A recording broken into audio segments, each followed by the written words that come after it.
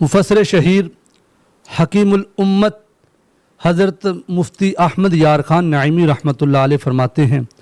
कि मुहर्रम की 9वीं तारीख़ और 10वीं को रोज़ा रखे तो बहुत ज़्यादा सवाब पाएगा। और बाल बच्चों के लिए 10 मुहर्रम को खूब अच्छे अच्छे खाने पकाए तो इंशाअल्लाह अज़्ज़ा व जल्ला साल भर तक घर में बरकत रहेगी। बेहतर है कि खिचड़ा पकाकर, यानी जिसको हम दलीम, हलीम नहीं कहना चाहिए, दलीम कहना चाहिए, दाल कह लें या खिचड़ा कह लें, तो मुफ्ती साहब फरमाते हैं कि बेहतरीन जो लंगर है ये कि इमाम अली मकाम के नाम पर आपके इसाले सवाब के लिए, शोहदाए करबला सहाबा किराम के इसाले सवाब के लिए नियत करके वो खिचड़ा बनाए और हज़रत शहीद करबला सैयदना इमाम हुसैन रज़ियल्लाहु अन्हु के नाम की फ़ातिहा करवाए